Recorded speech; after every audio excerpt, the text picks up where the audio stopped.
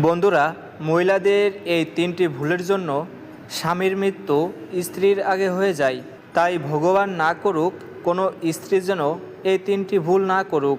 বন্ধুরা, গরুর পুরাণ অনুসারে যে স্ত্রী এই তিনটি ভুল করে থাকে তো তা স্বামীর অকাল মৃত্যু হতে পারে, আর এর ফলে তাকে যুবতী অবস্থায় স্বামীকে ছেড়ে থাকতে হয়।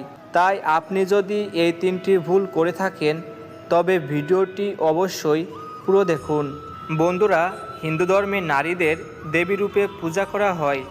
মানা হয় বাড়ির মহিলারা সাক্ষাৎ দেবী লক্ষ্মীর প্রতীক হয়।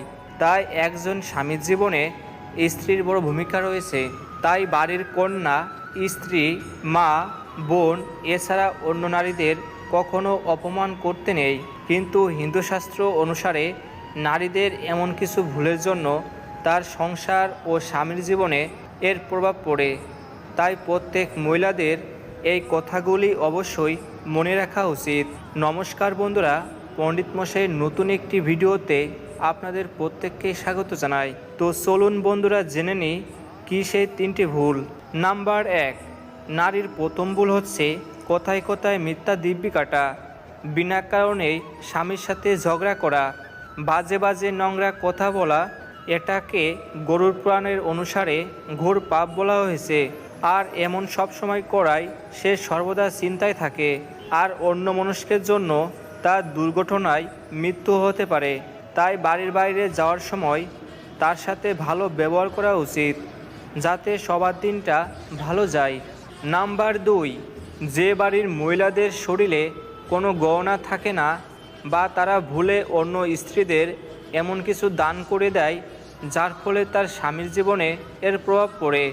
যেমন মঙ্গলসূত্র, তার ব্যবহার করা সিঁদুর, কপালের টিপ, পায়ের বিছা, কাজল, নিজের ব্যবহার করা জিনিসগুলো যাতে অন্য কেউ ব্যবহার না করে, আর অন্যের ব্যবহার করা জিনিসও আপনি ব্যবহার করবেন না।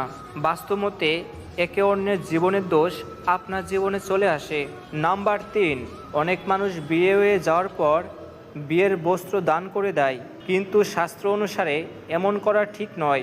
যদি কোনো ব্যক্তি ঈশ্বরের নামে ব্রত রাখেন তো তাতে কোনো রকম ভুল করবেন না।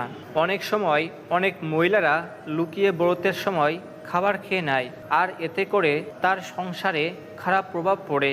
তো বন্ধুরা, এই ছিল আমাদের আজকের ভিডিও। এমনই সব ভিডিও সবার প্রথমে পেতে হলে অবশ্যই চ্যানেলটিকে সাবস্ক্রাইব করে পাশে থাকা বেল আইকনটিতে অল করে রাখবেন। সকলেই ভালো থাকবেন, সুস্থ থাকবেন। ধন্যবাদ।